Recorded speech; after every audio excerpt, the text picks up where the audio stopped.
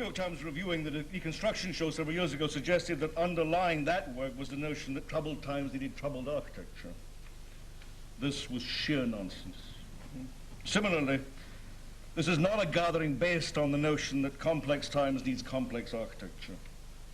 Neither is a concern with complexity a return to the idea that architecture is an applied science.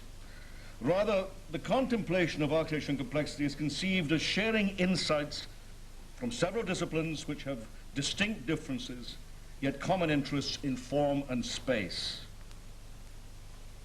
And we come together in the belief that such exchange stimulates the imagination and enlarges the understanding of all. Let me introduce the chairman for the day, Jeff Kipnis.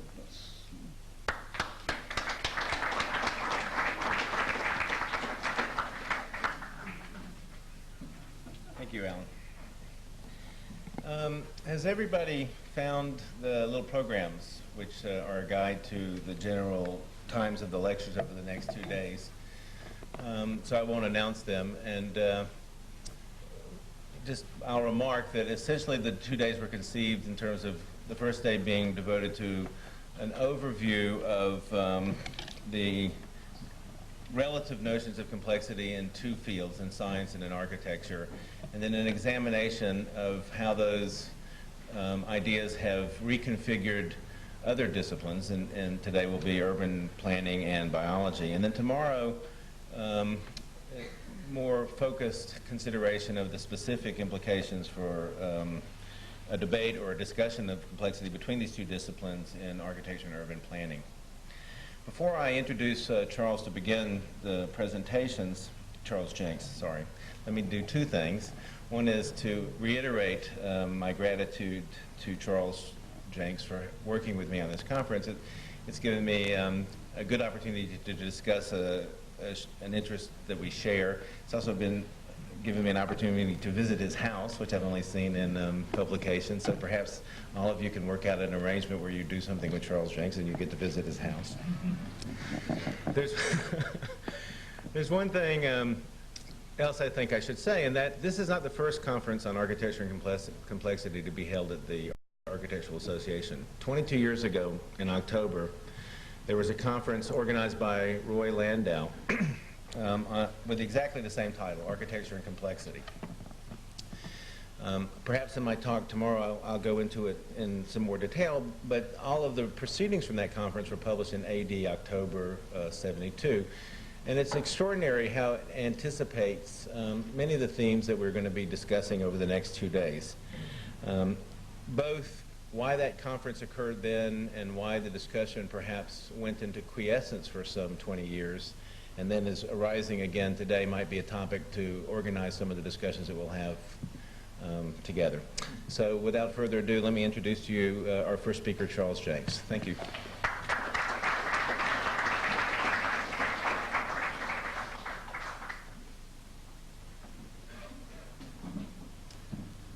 Thank you, Jeff. I didn't know, or I'd forgotten, I guess, many times that Rohe Landau. Is Roy here? No, he's not here. Interesting point. Of course, the whole subject, it goes back to at least the Romantics, if not before, but that's for tomorrow. I'd like to dedicate my talk today to Peter Fuller and Peter Eisenman. Is Peter Eisenman here? He's not here. He's in town, okay. Well, he's supposed to be here. I've been told at a bookstore looking through more interesting things than my talk. Anyway, nevertheless, I dedicate this talk to Peter Eisenman, partly because he and I have been disagreeing for at least 25 years, and in the last 7 or 8, we started to reluctantly find ourselves agreeing. And it was, what brought us together was not only differing notions of the postmodern, but similar notions of complexity. And my talk is Complexity in Postmodernism, or Complexity, the Heart of Postmodernism, or Complexity, Postmodernism, and Spirituality. Which brings me to my other dedicatee, who's also not here, and who's unfortunately dead, Peter Fuller, who, were he alive, I'm sure he would be here, because he's very much, just before his death, he broached many of these issues, and he was following the arguments which would have led him to this room I'm sure. He ends his book, Theoria, which is subtitled Art in the Absence of Grace, 1988. In the postmodern age, science is rediscovering the aesthetic and spiritual meanings of nature, and Ruskin's dream of a natural theology without God is becoming a reality. Pretty heavy phrase to lay on mere complexity theory, but it strikes me that in a way that's, we're going to get into these issues, and I would only take exception to the notion if you can have a natural theology without God.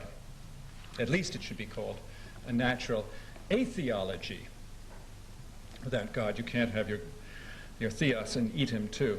So I have continuing disagreements with Peter Fuller, but I think he's importantly put his finger on the way these issues of nature, creativity, and spirituality relate, and if I have time, I'll get into them at the end. He said, I think mistakenly, postmodernism knows no commitments. It takes up what one of its leading exponents, that is me, we can have the first slide, please. I don't know which one of these things. And we have them both. Takes up what one of its leading exponents, Charles Jencks, once called a, quote, situational position in which no code is inherently better than any other. The west front of Wells Cathedral, that's the interior on the right, the Parthenon pediment, the plastic and neon signs of Caesar's Palace, or Las Vegas, and that on the left is Venturi's version of Las Vegas, are all, he says, equally interesting. That is, he's not quoting me, but he's putting quotes around words which he's attributing to me. Of course, I was referring to codes and not values when defending the relativism of all languages, the notion that German is as good a language as English. But Fuller's cavalier distortion of what I meant does have the grain of truth that he intends. Deconstructive postmodernism and the ubiquitous commodification of every day do tend to devalue meaning through an absolute relativity. Today we are going to deal with two complexity theories, the architectural one and the scientific one. The scientific one that started in the 60s, in the early 60s, and the one with Jane Jacobs and Robert Venturi also at about that time.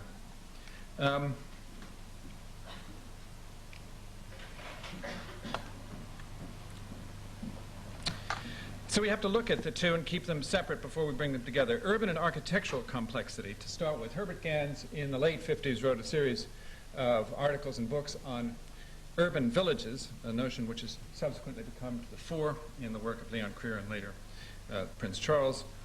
But urban villages for Herbert Gans were these self-organizing social groups which existed within any large megalopolis and might have a different worldview than the reigning one of modernity, but might live in the 14th century, that is, mentally and socially, but would form some kind of important relationship to the whole. They would provide a labor force and set of skills and ideas which very much the central city depended on. And this notion was then transformed by Jane Jacobs in her book on the death and life of great American cities, which I think should be considered the first great manifesto of postmodernism in urbanism, 1961. She uses Gans's ideas, and basically in her chapter called What Kind of Problem a City Is, she said a city is not a problem in simplicity, that is a problem of functional separation, the 4 functions, the 5 functions, dividing up a city into those parts, nor is it a problem in disorganized complexity, that is statistical summary of the parts that make up a city. Rather, she says, the kind of problem a city is one of organized complexity. Key conjunction of those two words, organization theory and complexity theory. And then she defines well, that's a summary of what her notion of how a city works in terms of these small little organizations, urban villages and others that watch the city, that bring safety, that well, you know her theories. Robert Venturi, in Complexity and Contradiction, in Architecture, 1966, is the second important manifesto of postmodernism in architecture and urbanism, and also, like Jane Jacobs, drawing from the life sciences for his background. He is aware, of course, of cybernetic theory in the 60s, and aware of the writings of Herbert Simon, and aware of the organicist writings generally. And so when he applies these ideas to architecture, for instance, drawing on the past work of the Mannerist architects or the Baroque architect Borromini, he formulates a series of notions which read into complexity theory in architecture, those antitheses such as both and rather than either or. He says the front and space, interior space of Borromini's San Carlo Quattro Fontana is a both-and mixture of a very tight site, multiple use, and a Latin cross plan, and a circular plan. And you can see in Borromini's drawing to the left some of those circles, how he's using the circles put together to create a both-and mixture of a domed building and a Latin cross plan, coming up with an oval, an ellipse, and other forms, both-and forms. And the exterior takes those forms on and mediates between complex and contradictory elements on the facade and the mixed building. So all of those ideas in 1966 came into the architectural scene. And it's interesting that Venturi is quoting, when he's not quoting from Herbert Simon and others, he's quoting from literary criticism of Cleanth Brooks and T.S. Eliot, to make the point that complexity is superior to simplicity in the sense that a complex worldview is more developed. He quotes August Heckscher. The movement from a view of life as essentially simple and orderly to a view of life as complex and ironic is what every individual passes through in becoming mature. But certain epochs encourage this development. In them, the paradoxical or dramatic outlook colors the whole intellectual scene. Amid simplicity and order, rationalism is born. But rationalism proves inadequate in the period of upheaval. Then equilibrium must be created out of opposites. Such inner peace as men gain must represent a tension among contradictions and uncertainties. A feeling for paradox allows seemingly dissimilar things to exist side by side. Their very incongruity suggests a kind of truth. So therefore, in that sense, we have the beginnings here of an axiology or some kind of system of values in which the individual goes from simple to complex as he or she matures, and society does the same as they deal with, say, the contradiction between liberty and equality, or today between universality and multiculturalism. But we all know those contradictions on which society and the individual are founded and sustained. We can find in his, that is Venturi's addition to the national, well, he gives other examples of complexity and contradiction. The Gloucester vaulting that is added later, which he illustrates a good example of super adjacency. The Ledoux Bridge he doesn't give as an example, but if you know your structures, you can see what a contradiction that is between a trabeated architecture and a vaulted architecture. So the aesthetic that comes out of accepting these contradictions becomes known as part of the postmodern aesthetic and feeds back in. Now, in his own work at the National Gallery, he has to fit into 5 different sites and 3 major different contexts. And he mediates not only those contexts, but the different functions of the building. That is to say, it has to be a place where 3 million backpackers a year jump off a bus and go through that vomitorium, that black vomitorium to the left, as well as a place where you visit art in a stately manner. It has to relate to the adjacent building, and of course it has to have a glazed stairway, and it must therefore relate both to the Renaissance language and to the Miesian modernism. So if you look on it as a illustration of his theories of contradiction, coming out of real social forces, real functional forces, real urban forces, you can see why that leads to a complex, conflicted language. But it also, and this I should maybe emphasize, it also has what he calls an obligation towards the difficult whole, because, as you can see from the drawing of the facade on the left, and I'll see if I have a pointer somewhere here. Just a pointer. Yes.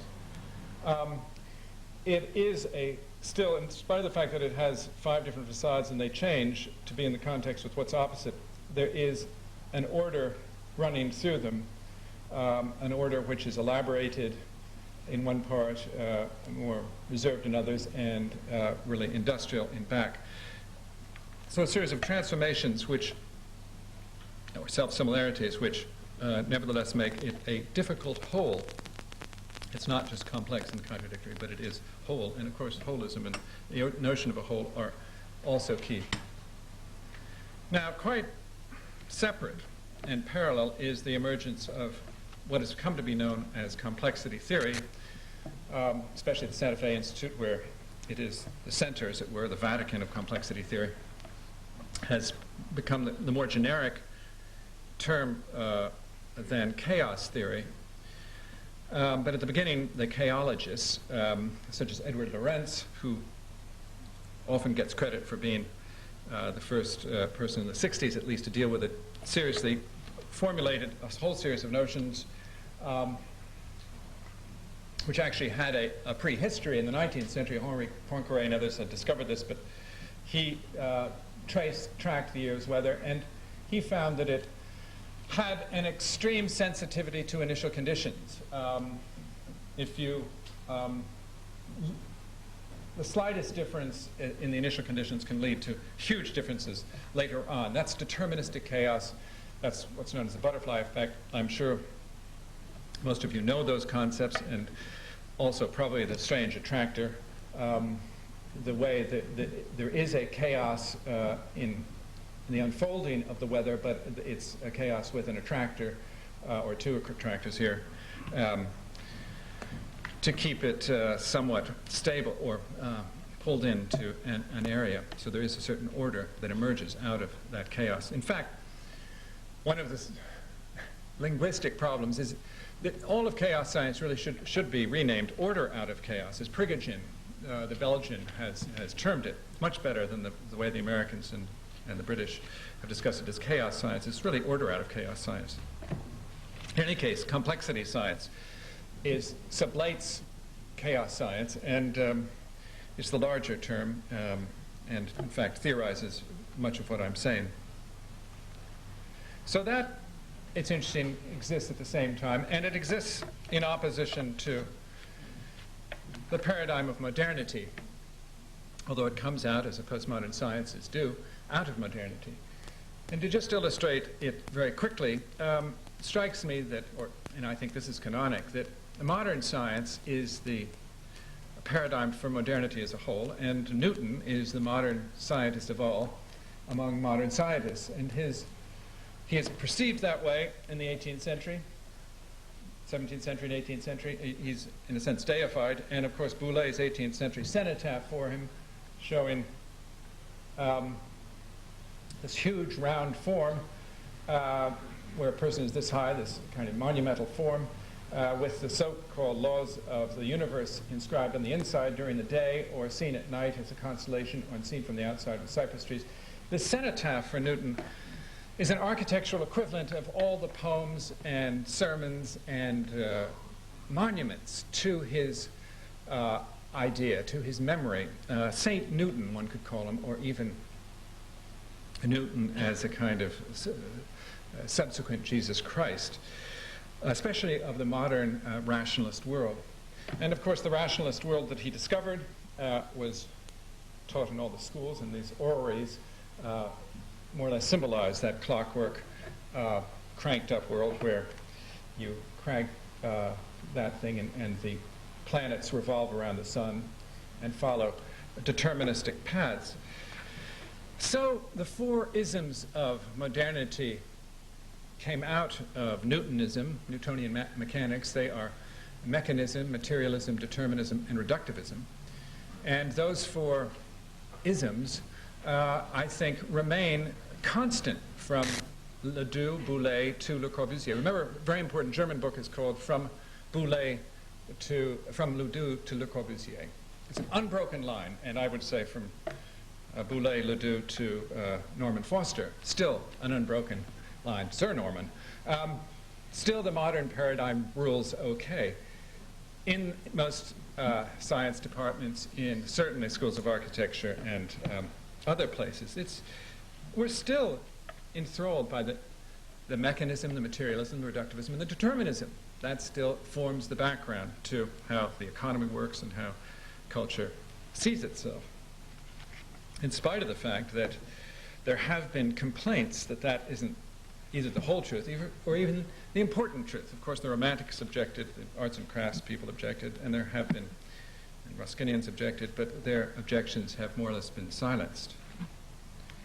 So you can see I'm building up a little demonology here, what I call a false demonology, in order to highlight the difference between the postmodern sciences and the modern sciences. And it is, of course, the postmodern sciences have been growing through discoveries of Benoit Mandelbrot in the 60s and 70s of fractals, fractures, and fractions.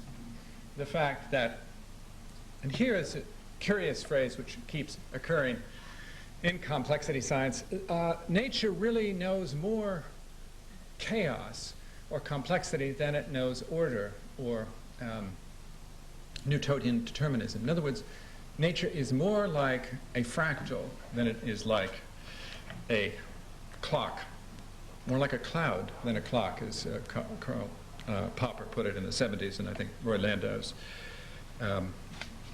article may refer to that.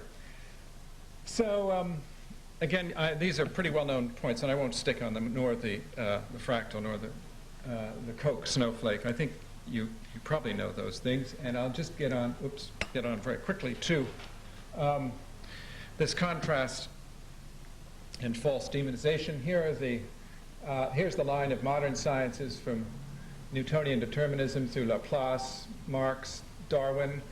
Darwin and Marx all wanted to be the Newton of their fields. Darwin, dialectical materialism. Adam Smith, again, wanted to be the Newton. Even Freud referred to Newton, and the behaviorists that's the sort of the straight line of the modern sciences of simplicity.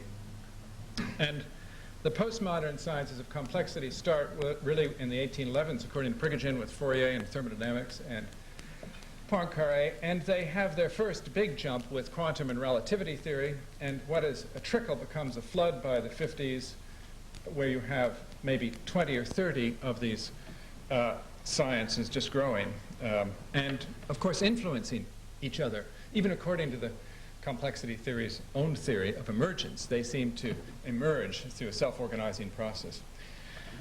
Leading to an interesting point, I think, is that you could take away some of these sciences and it wouldn't really matter to the paradigm. In other words, we're really talking about a worldview coming out of something that is greater than each part. So in that sense, I believe this is the most persuasive reason for saying that we are in a postmodern period, whether we like it or not, because the sciences have brought us there. And they brought us there quite individually without a kind of conspiracy, because they are getting closer to nature. Well, let me continue a little bit with false demonization and trace it back to Christianity, as some Christians do, saying that why is it that Western modern science developed out of Christianity and not out of Hinduism or Buddhism or Taoism or all the other possible religions? It was the notion of an external God, a rational God who got his equations right and who you could trust, who didn't change things, who wasn't whimsical, and who laid down the four elements. You see this 13 moralized Bible here of God, and importantly, an architect. Think of how significant in this building to see a male architect laying it out, right?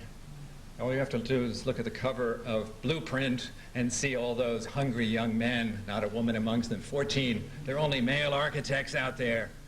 What's happened? I told you this was going to be false demonization. Anyway, a man, and he's externalizing the laws of nature, and Benoit Mandelbrot points out the one thing that's odd in here are these little curlicues, and that's, fractals. So fractals got in there. But basically, it's a Newtonian universe. And who do we have here but the same God, the architect? But you all will recognize immediately, because Paolozzi has done this many times, Blake's version of Saint Newton. Newton as God. Newton laying down the clockwork lemon that determines all our lives, that brings us to the mechanistic, materialist, reductivist universe. And that's the universe that Le Corbusier celebrates most of the time. And he does it quite explicitly in his doctrines of language, of architecture. For instance, in Purism, which he wrote with aux enfants, he illustrates the phrase in quotation marks, toutes les sphères et cylindres. Immediately, his readers would know he's quoting Cézanne. Everything in nature is spheres and cylinders. I mean, incredible idea, isn't it? Who could believe it, I mean, if you go out in nature, it doesn't look like spheres and cylinders. But if you've been brought up through 2,000 years of Platonism to see the 5 Philebin solids, and you look at nature, you can torture nature into those 1, 2, 3, 4, 5, cones and so forth. And then he says, Rome was built on them, so good architecture and nothing else. You see, everything else is missing. Nature's missing. All the great architecture is built out of those 5 Philebin forms. And then he describes how you can have secondary modifications. So this mechanistic, materialist, determinist worldview is tied to a reductivist aesthetic of simple forms seen in sunlight. Remember Corbusier's definition of architecture, the masterly correct and magnificent play of volumes, clear, pure volumes seen in sunlight, and you get Roehampton, the homage in Britain in a landscape park to this vision of the cosmos and of how we should live.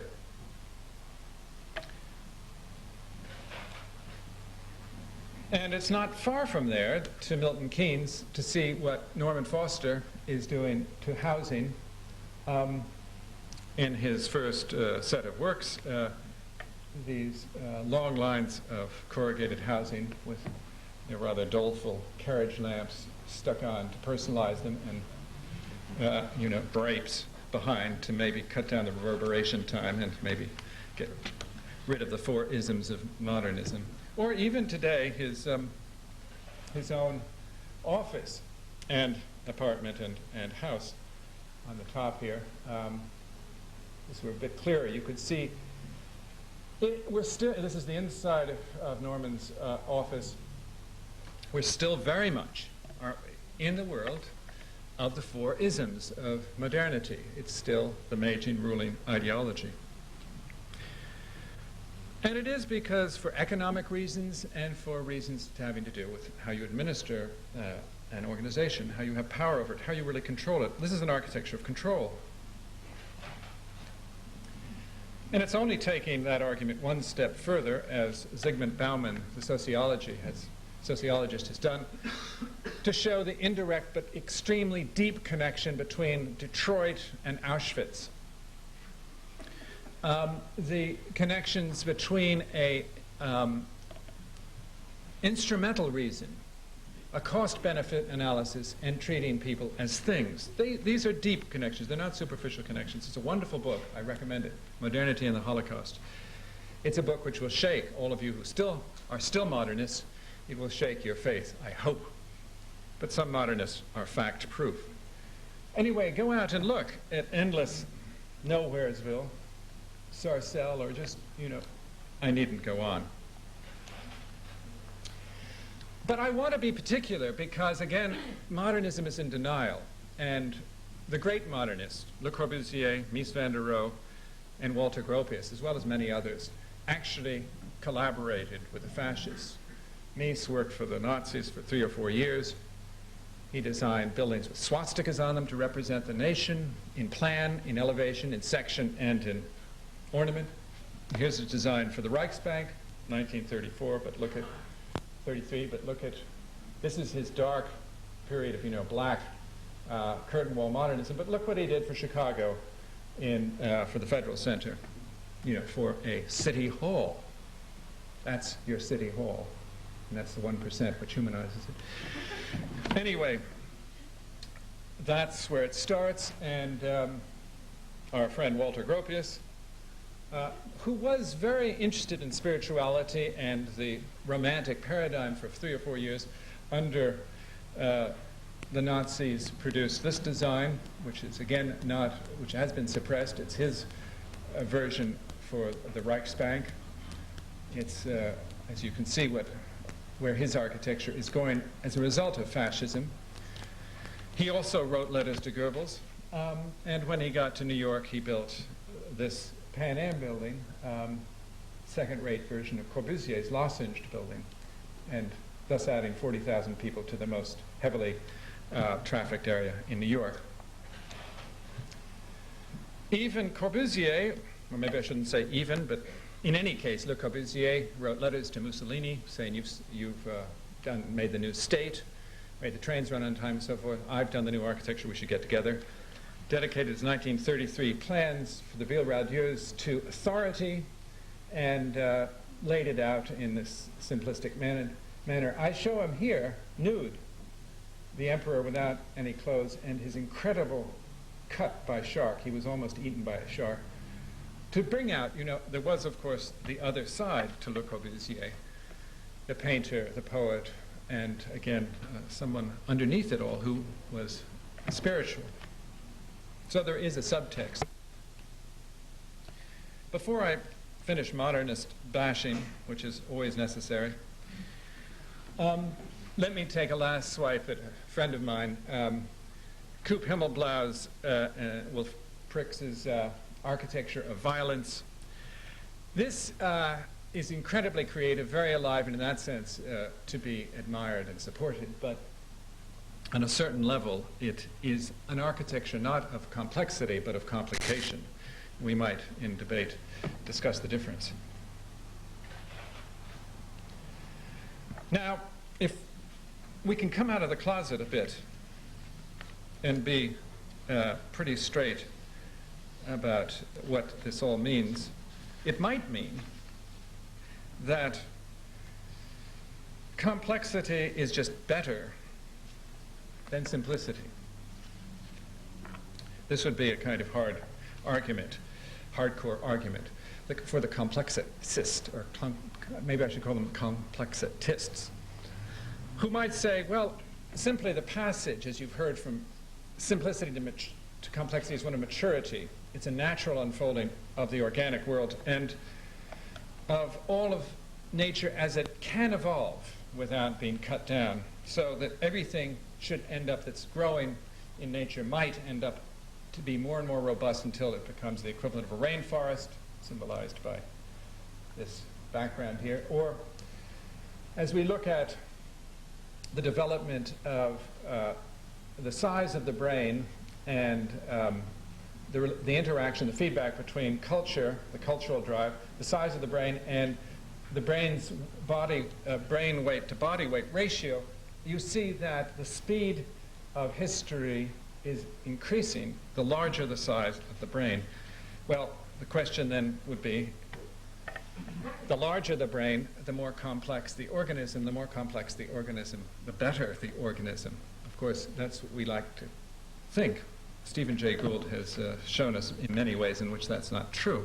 But the hardcore complexitist might say, nevertheless, there is this underlying direction of history, of nature, towards complexity. And it's one, if we think of it, aside from just computing power, we can think of it in terms of our sensitivity and a growth in feelings. That is, there's a certain way, and this argument, of course, was made in the 19th century, that progress really does mean moral progress, not just progress in what Richard Dawkins calls the arms race. And so, if we could look at that idea for a second, we would see that if we diagram on two axes and thus create an axiology of value, as it were, we could see that, well, on the left here you can see that a random sequence of A, O's, and E's is the simplest form. A regular AEO is slightly more organized, but the sequence from the first canto of the Divine Comedy is more complex still, and the computer algorithm which will generate that is no shorter than the Divine Comedy itself, which is one of the most highly organized things. So the argument here would be that an axiology would say that complexity, an analogy of feeling and sensitivity to difference and intelligence, is not just opposite to simplicity. Maybe that's not so important because there's obviously a necessity for simplicity. But it's more different from entropy.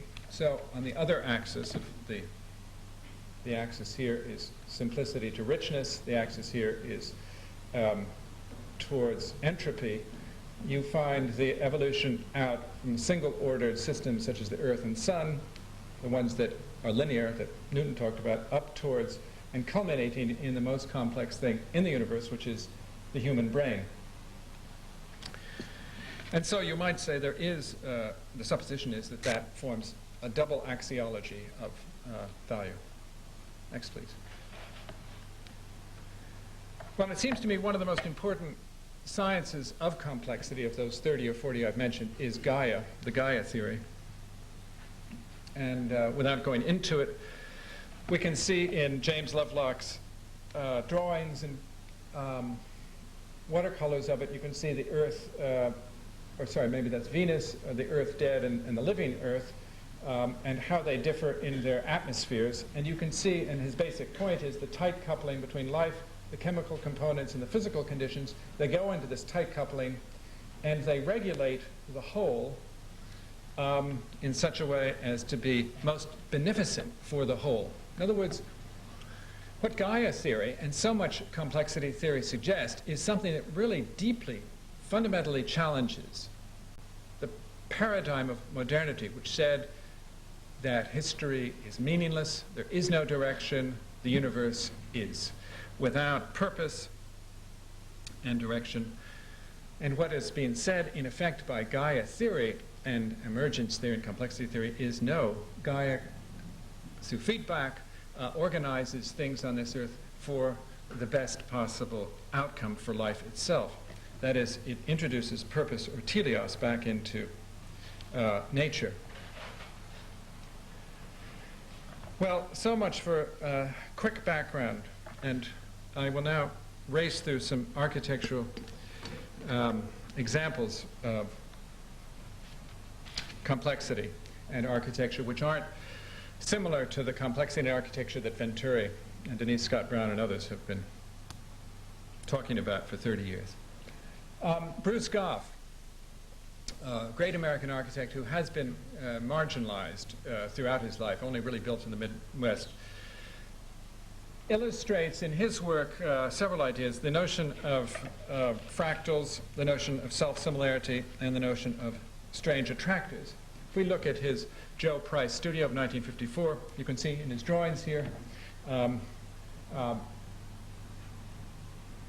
the crystalline-like earth forms which are generating through self-similarity the basic idea for the Price studio. And then more developed, when you see the plan, you can see how he uses hexagons, triangles, and combinations of triangles and hexagons, that is the tri-hex, to produce a fractal-like self-similar architecture where the plan and the parts, the subparts, and the whole relate to each other in a manner that Mandelbrot and that Koch snowflake show. And in the drawing on the right, or as actually built, you can see how Bruce Goff takes up throwaway materials such as glass cullet and uses it as ornament, or uses it throughout the building to allow a blue light through it, which gives a prismatic effect, and so that as the sunlight travels through the building, you can tell the time of day through the color of the light. So he uses throwaway natural materials which have a self-similar relationship, crystalline relationship, to some of the plan, and then carries that through in the ornament and in the interior. So that with Gough you really do get a organic unity in the sense that Frank Lloyd Wright was talking about, and again we get a tie-in into the whole Romantic tradition. He, without uttering the word strange attractor or Rossler funnel on the left, designs buildings in the 50s such as the Garvey House around the attractor of, well, he called it the umbrella house, but it's an attractor of movement through the building, passageway in this round donut form with various pods off it, and that was not built in the form he first designed it, but the Bavinger House of 1950 is a similar idea with a spiral of stone here and a series of pods located on it.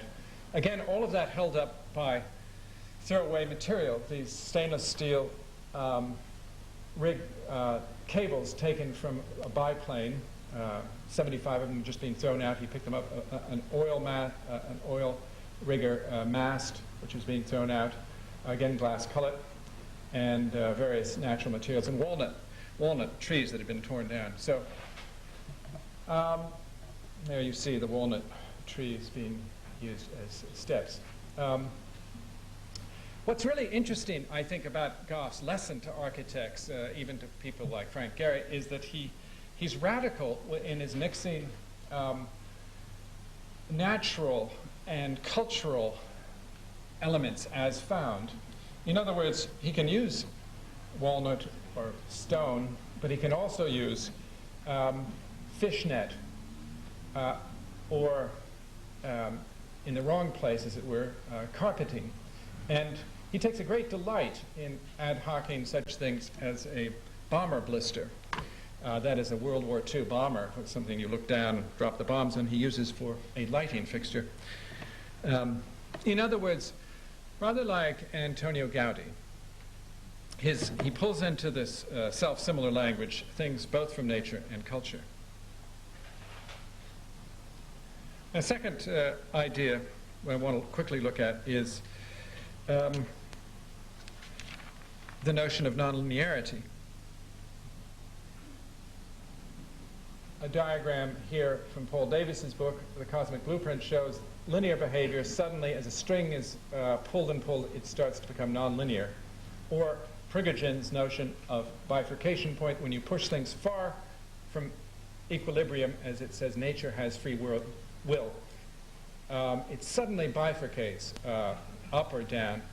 It jumps. It reaches a new order out of chaos. As you push heat in the system, as you push information in the system, if it's society, you push information system, you keep pushing, far from equilibrium, it suddenly, then opinion reorganizes itself on a completely new level. Well, that's nonlinear. Again, nonlinear equations have feedback built into them, and you can see one here on the left where part of this is contained in that. So as the equation feeds back on itself, it generates a series of bifurcation points and further bifurcation points.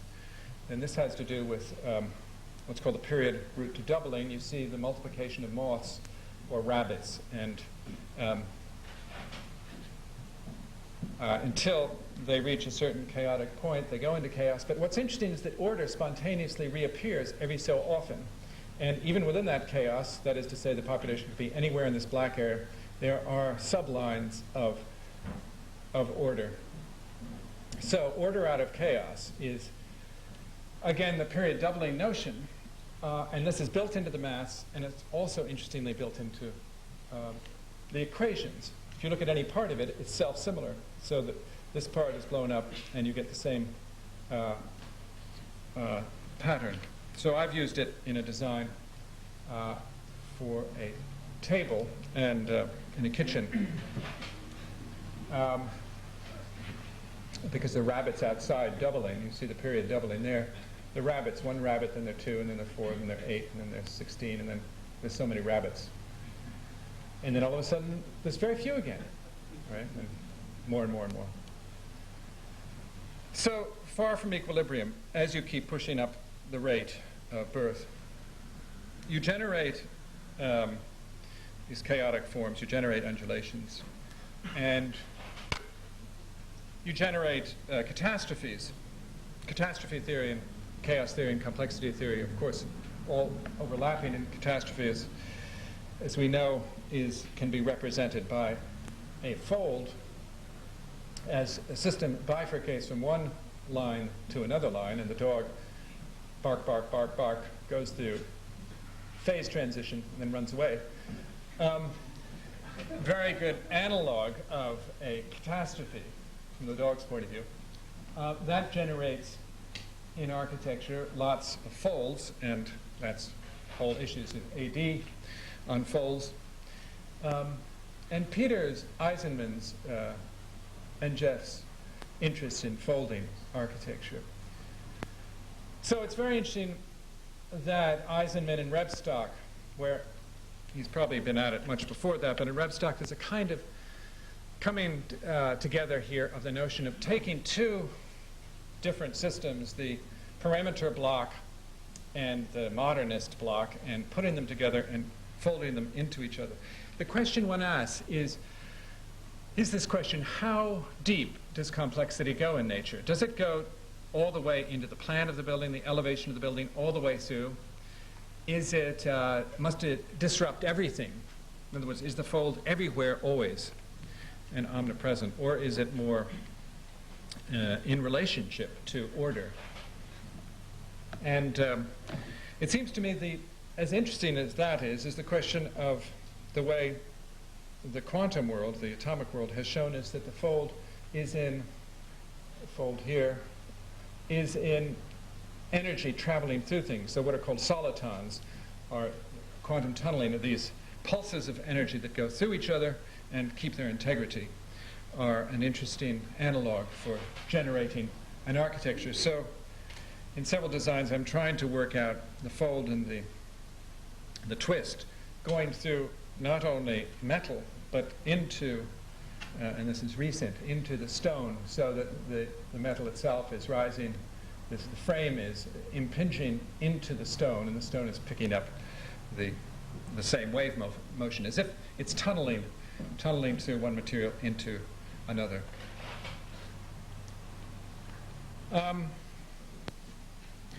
Now, these ideas lead to the third big idea of complexity theory, which is sudden emergence, because that's in effect what a bifurcation point is.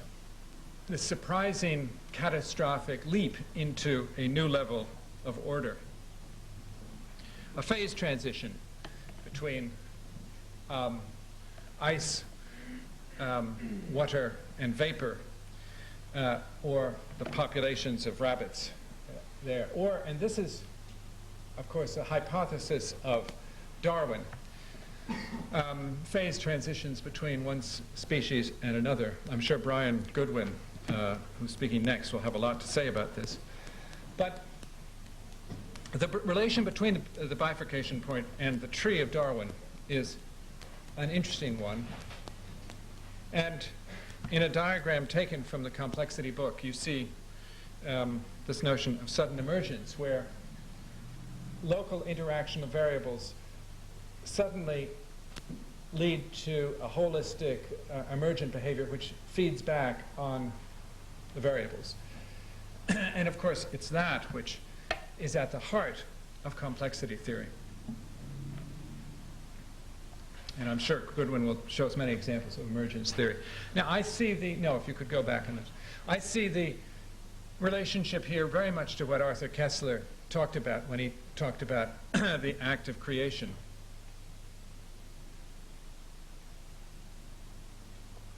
Koestler in his book, The Act of Creation, in 1964, said its creation is basically a bisociation between two different entities, two different matrices.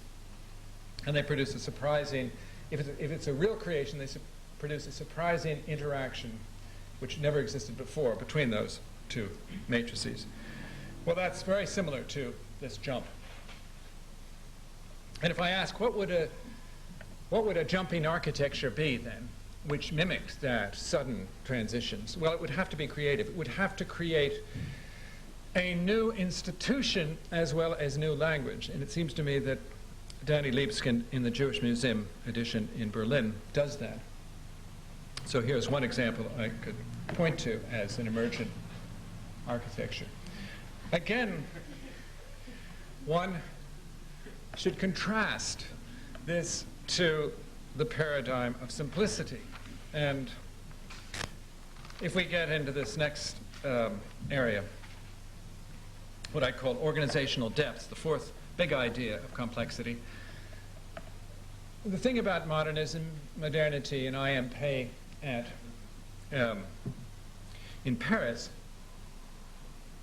he was using, of course, the simplest form, the triangular form taken from the Egyptians, and using it for the entranceway. Well, as the Egyptians said, in order to get even with this outrage, this Western outrage, we're going to take the tomb of Cheops, Khephren, and Mycerinus and build a glass version of the Louvre and surround it.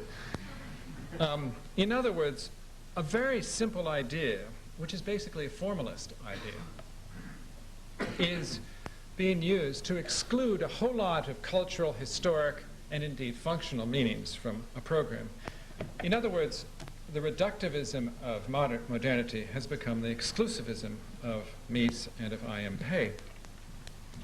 So what is an architecture of organizational depth? A real architecture of complexity, contradiction, and inclusivism must be Stirling and Wilford's Stuttgart. I think it remains the canonic postmodern building, the building which not only pulls together the grand themes of modernity and classicism, which are the two big oppositions in Western culture, but it pulls in vernacular, pulls in nature and other meanings into its multiple languages. So multiple coding, heteroarchitecture are key ideas for organizational depth in themselves, I think, because inclusivism, I mean, obviously complexity is about the complications which come from including everything you have to. Not, as me saying, less is more. Not saying I could solve the architectural problem better by excluding everything. Not, as Norman Foster and the minimalists do, getting rid of problems, but seeing in problems the generation of new forms.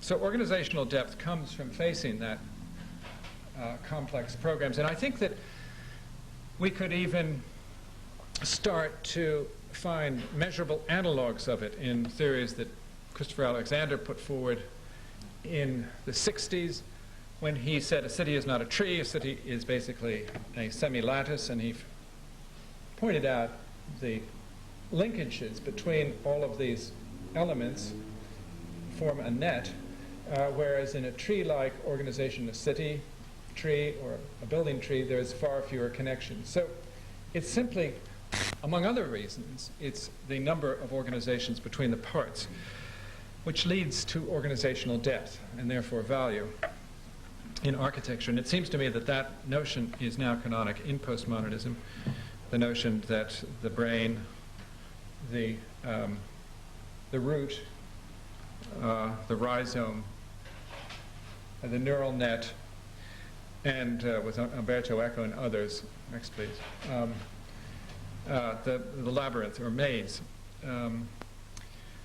All of these synonyms, all of these, this basic, this core idea keeps coming back and again and again and again. Connectedness, relationship, labyrinthine connections. In fact, in Umberto Eco's postscript to The Name of the Rose, in his chapter on postmodernism, he says, you know, there are three different kinds of maze. There's the simple unicursal maze, there's the bifurcating maze, and then there's the multicursal maze.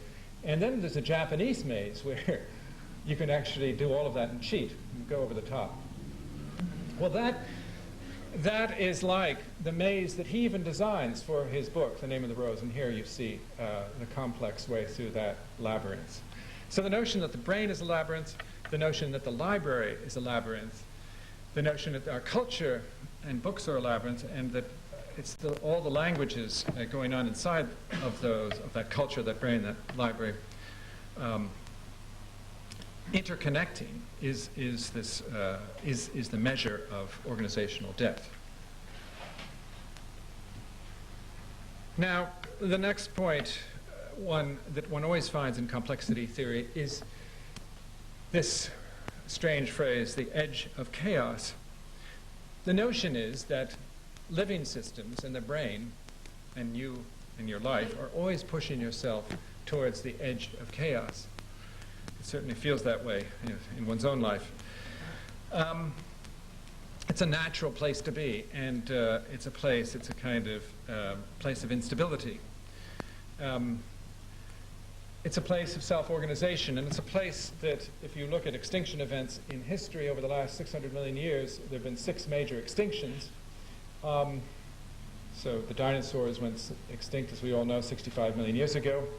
And you can find not only 6 major extinctions, but there are 26 minor extinctions, and these extinctions seem to reoccur in some kind of a pattern, which is suggested to many complexitists that indeed, because of the way nature pushes itself towards the edge of chaos, these extinction events are not necessarily caused by meteors or asteroids, but are maybe built into the mathematics of the edge of chaos. And so they have found, indeed, a power law distribution, which means there are fewer large events and many more small events. This characteristic curve, which one always finds characteristic of the edge of chaos. Well, the edge of chaos is the place to be in complexity theory, and that's why at the Santa Fe Institute it is always talked about and theorized. And in a mound that I've pushed to the edge of chaos several times, I've seen it go over the top. And I instant it as this collapse, because it is not only called the edge of chaos, but it's called self-organizing criticality, in the words of Per Bach, the person who uses sandpile theory. In sandpile theory, what Per Bach says, you get a few large landslides and many small ones, and you have that power law distribution.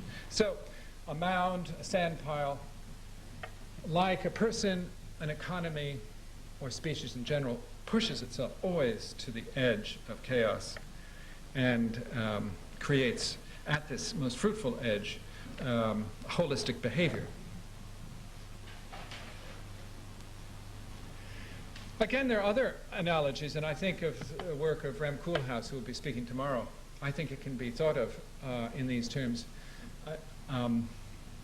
in many different ways, but in a way which he may not mention, which he calls panic design, because in the case of the Hague City Hall on the left and the Parc La Villette on the right, they're produced in a panic at the last moment, on the edge of chaos, that is, with a highly ordered state of what he wants to do, but with only 4 hours to get the design in. He comes to extraordinarily creative, he can at least come to extraordinarily creative solutions, and I think particularly the Hague City Hall on the left is an example of that.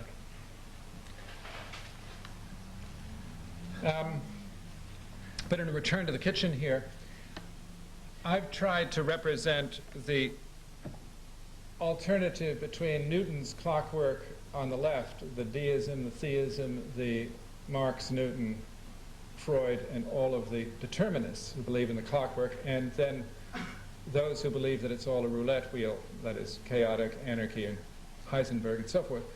That between them, in fact, between one extreme indeterminism and one overdeterminism is this fruitful edge where purpose exists and where self-organization exists. So that's, in this area here, are all of the philosophies that have said that.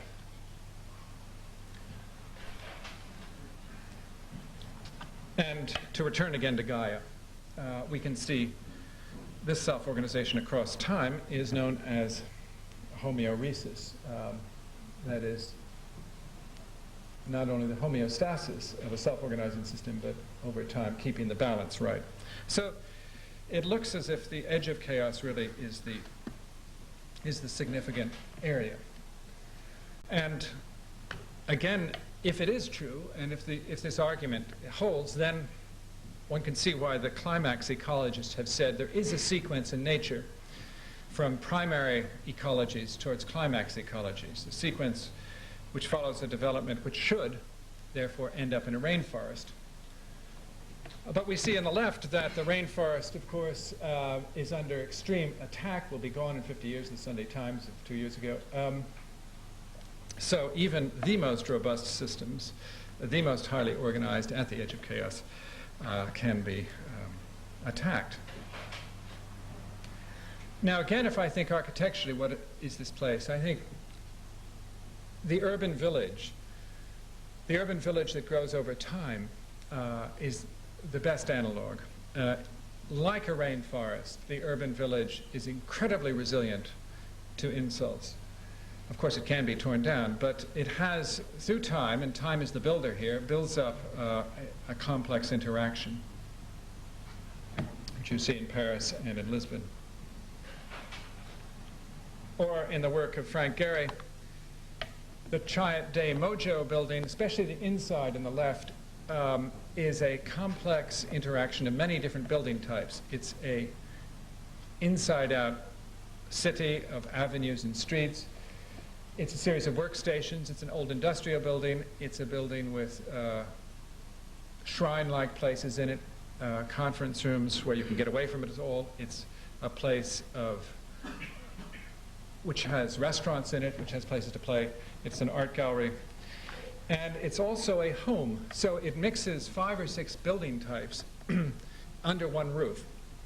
And in that sense, one really should contrast it to the office of Norman Foster. In other words, one kind of office on the left, which is not an office, but 6 different building types, and then the modern office, which is just work.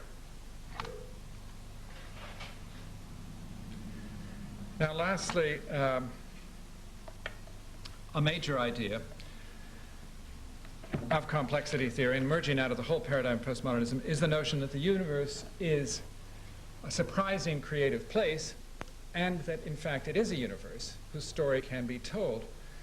A year ago, Brian Swim and Thomas Berry wrote a book pretentiously called The Universe Story, in which they purport to tell the story from the very beginning, 15 billion years ago, to the present without catching breath, saying, in effect, that this forms a meta-religion. This cosmology forms the argument for all existing religions and all existing sciences and cultures to relate to. It is, in a sense, the meta-narrative that is denied by Francois Lyotard, the postmodernist.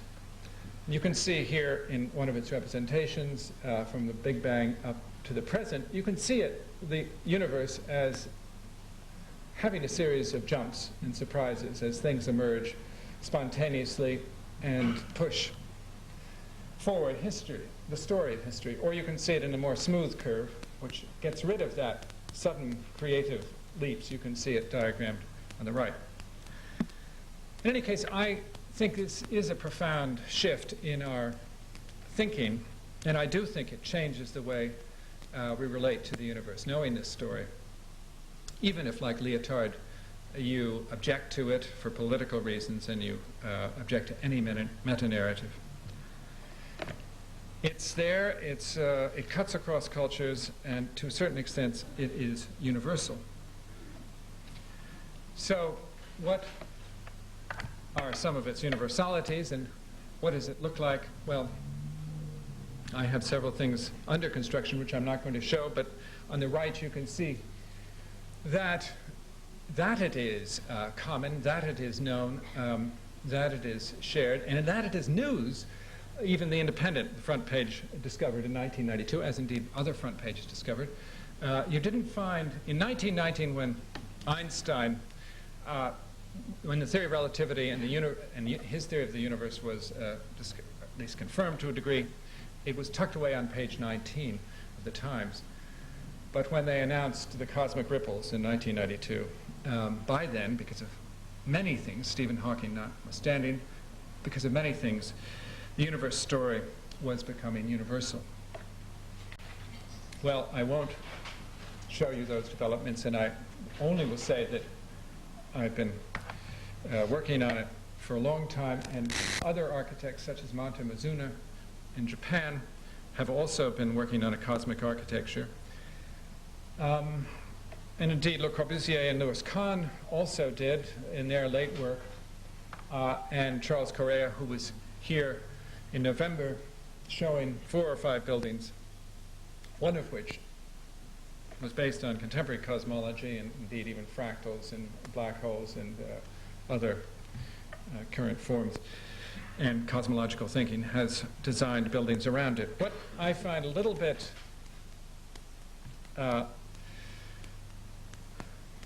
unreal about all of this work, and my own included, is that it doesn't quite get the excitement and the creativity and the discontinuity and the bifurcation points and the leaps into the architecture. In a way, it's still the Newtonian classical universe too much. And one can imagine another kind of architecture. There's, of course, the cosmic sculpture of Andy Goldsworthy. I show you his heavyweight version of it in very heavy stone, but he has a lightweight version made out of things that are completely transient, such as leaves. And he clearly also is concerned with an architecture and sculpture that lives lightly on the earth and comes from exploring a natural language, a language of cosmogenesis, not cosmos. But I end looking at the Czech cubists because if we go back to that period, about 1910 to 1914, before they were cut off by the First World War, we can see in their writings and in their work what an architecture based on a certain understanding of nature was, and indeed spiritual nature too. Because in the writings of Janak and the writings of many of these architects, Chocol on the left, you find an understanding of the cubism as an unfolding of the new laws of science as understood by Bergson and Einstein, but also a notion that it is the creativity of the architect which is an important part, an essential part of the spirituality. And in answer to Peter Fuller, let me read you some of the lines of Pavel Janak and his notion of an architecture of creativity connected to nature. He says, modern architects, therefore, behaved very materialistically, wanting to base their creations on construction and materials, because the expression of construction and the animation of materials comprised a materialistically narrowed principle. Here's the materialism of the 4 isms. But, he says, the growth of architecture as a responsive, formative, and spiritual creation corresponds with the silencing of the material and constructional elements and their subordination to the artistic intention. In other words, Kunstwille, the artistic will. He goes on then to defend the priority of space and plastic form over materialism and over practicality, and then in an article called The Prism and the Pyramid defends the new form language that he and the other Czech cubists were evolving at the time. The crystalline oblique form, a language of spikes, angles, facets, or all those instruments which he says have evolved from the third force, wedges, arrows, posts, knives, and levers. So one gets a very clear statement that a cosmic architecture is grounded in the emergent science on the one hand and creativity in the other. That's performative creativity in the other. And if you read the writings of Johannes Itten at the foundation of the Bauhaus, or you read Walter Gropius at the same time, the foundation of the Bauhaus, and you look at Gropius's architecture on the left, or you look at Itten's constructions, student constructions on the right, you see a carrying out precisely of what Janak was saying. Indeed, this was something of a cliche across the avant-garde in Europe. From 1911 and the writings of Kandinsky's The Spiritual in Art to about 1921, there was, I would argue, a common spiritual understanding of creativity, a creativity which was related to that of the cosmos. It was very active, it was very real, and it was defended as such. And it went, of course, Kandinsky on the left, and his emanations in color, positive and negative, aura over woman in Moscow, as she, next to her dog, holds a little rose in her hand, the street having its emanations. All of that was sort of a basis for Kandinsky's color theory, which then went into the, and form theory, which then went into the Bauhaus. That turned into, as we know, Schlemmer's theater and theory of dance. So, if you like, the Bauhaus idea in its early stages, like the avant-garde in the rest of Europe, was very much in this line and in this way of thinking. And then, of course, along came the modern paradigm, and along came the machines for living in, and along came reductivism, determinism, and mechanism. And the modernists, in their stripped-down international style and with their reduced focus, more or less destroyed, without so much so that that these very artists, such as Gropius, who were proclaiming all sorts of spiritual things, shut up for the next 50 years, as I will do now. Thank you.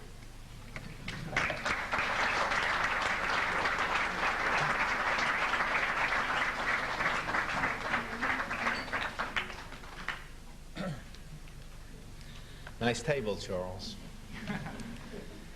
Some of us wish you may wish now that you were on the jury of the Cardiff opera competition.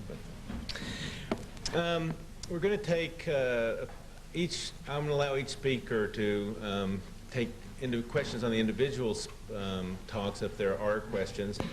I think Charles gave us an extremely provocative, if not contentious, account of the relationship between complexity as an organizing idea in architecture and in the sciences. Let me point out, I think, 3 occasions for contention. One would be that complexity in architecture and complexity in the sciences fall under a general notion of postmodernism and share, at the very least, the properties of diverging from the 4 principles, or what Charles calls the 4 principles of Newtonian determinism, found in materialism, mechanism, reductivism, and why do you always forget the last ism? Secondly, and I think perhaps an occasion even for more debate, although he didn't say this explicitly, is the implication in his talk that the primary role of architecture in its response to new developments in cultural and intellectual developments is representational. That essentially architecture finds its key instance, like art, like sculpture, painting, in representing or in finding its representational instance. I believe that over the next 2 days we will find a great deal of debate about that. Also implied in that is that we can retain certain notions, or notions of the building, for example, notions of the program, notions of type, and that these get deflected perhaps by cultural or intellectual developments, but can retain their status. I think it might be worthwhile discussing whether the occasion of complexity might actually penetrate even those issues. And finally, the one we probably will not talk about, but perhaps the most contentious of all, is the idea that implied in the developments in science is a new spirituality, a cosmology which can be interpreted as a spirituality, however slight the disclaimer may be that it's atheological. And so I think those are 3 issues that we're at great advantage to have put on the table, and I think we should try to see how they unfold over the next 2 days. Are there any questions for Charles? Yes? Well, it's really, I don't think it comes across as a question, but a elaborate remark, and I hope it crosses all those things you've discussed. I find it paradoxical that Charles's characterizations of modernism and in fact of science fall under what could be described as a kind of modernist idiom itself. for example, science is claimed to have a descriptive power over nature, and a claim, I think, is made for nature, which is that nature is natural, or descriptions of it are objective descriptions of something natural. And I think it has to be noted that science is as a creative activity as other enterprises, that it is perhaps ideological, but it is certainly subjective and undivisible from the thing of language. So that's a first point. And I think, in a way, that throws a lot of things into the next thing I'm going to say, which is that Charles is a kind of master taxonomer, or a taxonomist. And I would have thought that's one of the characteristics of modernity, which perhaps the complexity debate might try to unravel, or at least be critical of. We've certainly seen in the last 30 years a whole barrage of techniques of criticism of this kind of determinism.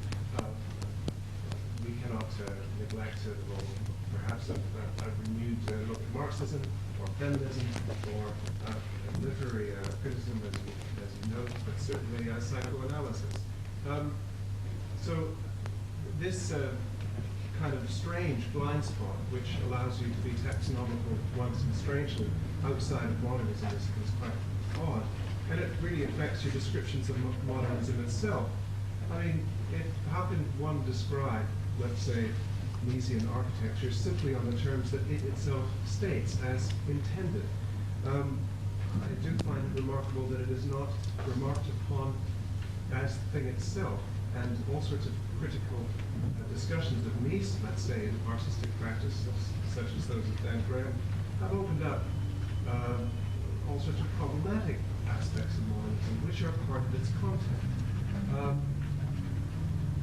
And this is instance again in your descriptions of things which so supposedly escape the characteristics of modernism. You talk about Bruce Gough's work, for example, and how it reflects or perhaps represents characteristics of nature. Yet, when looking at the object itself, one can't help asking other questions about other resemblances, such as, why does it collapse into science style? Some of the illustrations of those Bruce Gough buildings are very similar to me to illustrations that appear of the structure of the cell in science publications, or popular science publications of the time. It collapses perhaps into a 50s style. It also collapses into a Frank Lloyd Wright style. And these cultural signs of interference, if you will, seem to make this simplistic equation of architecture being a reflection of scientific observation rather difficult. And it collapses it into precisely this thing, this role that, or thing that architecture enacts, of being representational. The fact is that representation is a thing of language, it is a thing of culture, it is indirect, it is a mistake, it's fiction. And this content seems to be a very, very difficult thing to discuss. I hope something that will productively interfere with all the discussions that we have in the next couple of days. And that brings me to my last observation. I hope I'm not kind of hogging this occasion or excluding other people's comment, but that if we do think that we can take natural observations and then think that they're going to transcend the cultural, then we end up with an architecture, or perhaps an art, which is merely illustrative of some cultural notion that we've been too blind to see is in fact cultural. And I was just thinking that when you were looking at your kitchen, Charles, how much it resembled Art Nouveau and its characterizations of nature. And I don't think it's your kitchen or Art Nouveau or Sheer Art or any of the early movements stand outside culture, nor do they stand outside the impulses of modernity or modernism. Great. I'm going to let him respond. Let me remind everyone, no one take this personally. You've heard many times that complexity does not mean contradiction. It also doesn't mean lame. And so, someone said brevity is something about this, but let's try to keep the questions the right length. Sorry, Jeff. It's okay. It was exactly the right length. Yeah. Yeah. Well, I probably agree with you to more than you would like, since you want to juxtapose your views to mine. But you know, some things flip through my mind. Sweeney Agonistes and T.S. Eliot, when I got to use words when I talk to you. You know, unfortunately, I got to use words when I talk to you. The words are labels. The labels are taxa. Taxes do contain culture, of course. I mean, it's an essential part of the postmodern debate, the cultural nature of language. And I didn't write the language of postmodern architecture for nothing, nor insist that everything is in a code, that one should be aware of the codes. And codes are often arbitrary, if not always arbitrary, at least always arbitrarily founded. So naturally, I agree with everything you said. I just don't think it applies to me. Secondly, some of my best friends are modernists, I might say. So if I myself become one, I think that's good. I mean, you know, postmodernists are not anti-modernists. That's Prince Charles and his group. And I don't have any trouble with taxa or taxonomy. I mean, again, T.S. Eliot, whether or not truth ultimately prevails in the end is unknown, but it is the case that nothing is so good at driving at an old ideology as a new one. In other words, one taxonomy fights another one. So I would say, why I called it false demonization, I'm not saying that this does justice to Mies. I'm saying, look, modernists, you have not yourself looked at Mies's Nazism for 5 years. You haven't looked at the modernity in the Holocaust, you know. Why not, you modernists? Why can't you look in to your real, sorry, I can't use the word real except in quotation marks, you're quite right. Look into socially constructed reality and see that, you know, there's a concentration camp lurking right in the heart of Detroit. So I do agree with you. Again, I don't think it applies to me, but I would agree that there are Art Nouveau tendencies in my kitchen. I'm worried by them because I don't, you know, for the reasons that I take seriously Jencks' point, that it's creativity, a real spirituality is creativity in action. And that is on two levels, and those two levels are very contradictory. If it's Art Nouveau, then it's not creativity, it's repetitive things. And of course, partly one's fallen into constructional repetitiveness. I don't want to avoid Art Nouveau either. I mean, it's not as if, you know, because Art Nouveau did keep alive against modernity so many important things coming from the Romantic and the Art Nouveau movements. But to only be Art Nouveau or to be reduced to that would be, I'd find, profoundly depressing. So I hope you're wrong. In the back.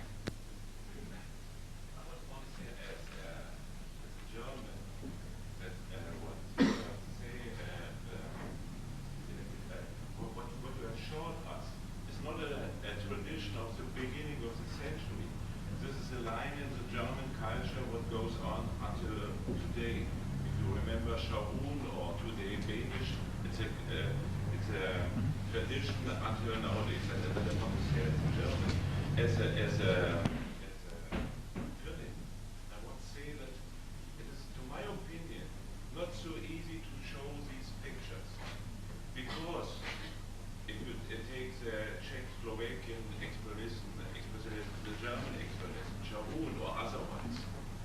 They have a feeling for something new, but they are blocked with development of the science it was not possible to make a montage like you to show expressionistic architecture or something other, and a strange attractor. This was not known at this time, and so they were blocked with positivistic science. That means what you are saying is not. It's a feeling for new and anti-realistic approach. It's not it's a mix of both, because they are dependent of their times and of the development of thinking, of mathematics, and so on.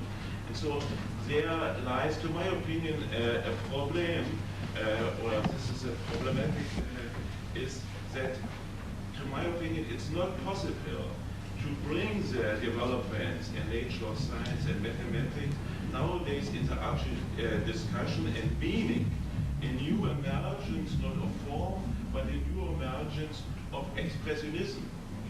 And we have to difference between the developments of the science on the one side, and on the other side of a tradition of expressionism from the beginning of the century until now.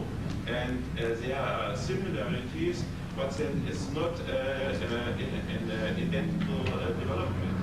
And I think we have to discuss this at the end, or maybe later on. Yeah, I think that's a very impertinent comment. I agree with you that it does make a difference that the sciences that are around now, what I characterize as the postmodern sciences of complexity versus the modern sciences of simplicity, do make a difference. They change things.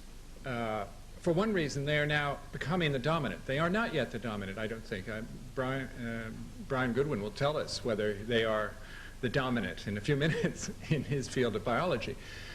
But I believe they will be the dominant in 10 to 15 years' time. I believe the Santa Fe Institute is right, that these are the sciences of the 21st century.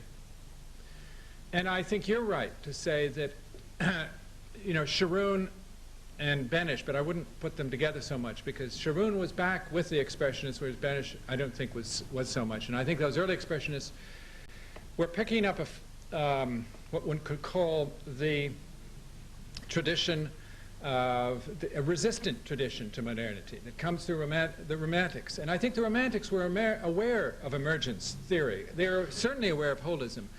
They talked about vitalism, which we don't agree exists, but there were a lot of things which were very analogous, which were referring to the same area, which, as it were, do the same kind of work, and which resist modernity and give us an alternative. And I think, in that sense, there is continuity even between Sharoon and Benish and what we're talking about now. So I agree with your major point, but I think you have to slightly refine it there to say that something gets through.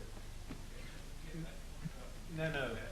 I'm sorry, because there's too many other people who have questions. We're going to have an opportunity for discussion, but why don't we use this as an opportunity to put questions on the floor, and then we'll discuss them in more depth later. Next question. Can I just ask a long question short?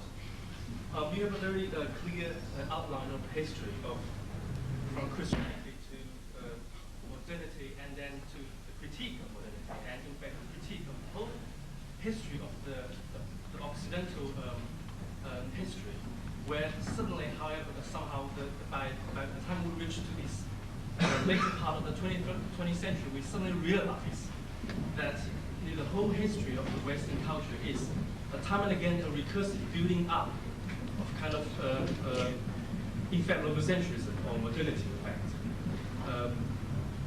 So in a sense that suddenly we realize that we arrived in a new age where the whole 2,000 years of Western history is nothing but a recursive building up of logocentrism. And today we suddenly sort of deconstruct this logocentrism in a sort of enlightened new perspective. My question is this the first time that in history that suddenly these questions rise to surface? Or is it just a surface of another ideas which is already there in the Western history? For example, there is also a dichotomy between Apollo and dinosaurs. Is in fact a rise of the dinosaurs in a disguised form, which means that we are not in the first time that's necessarily realized. We can't criticize modernity, but it's just a surface of dinosauric spirit. And is it better for us to look for something which is something so similar and yet so different, which come from the Far East? A discussion of Taoism and Buddhism and Yin-Yang cosmology, which is at the end of the destination of this whole movement of the Western, of whole Western civilization. I mean, my question can be. That's okay, we got it, I think. It's actually not that difficult. No. Anthropocentrism and its attacks have existed for 2,000 years. You're right, if you're implying that. And so that we aren't the first people to attack. In fact, it's even canonic within the West to attack anthropocentrism and logocentrism. Yes, the iconoclastic movement. Remember, the early church was anti-images, was basically fundamentally agnostic. Said, you know, it's blasphemy to make any images of God. Certainly to make him a man with a beard. You know, so yes, there has been that other tradition, but no, I don't think that it's been dominant. I think I'm talking about Western dominance, and that is logocentric. I'm really tempted to answer these questions, but I'm not going to do this. In the back, I'm sorry. 2 more questions, and then a few-minute break while we get ready for the next lecture. And question in the back. Stand up, we can't hear you, I'm sorry.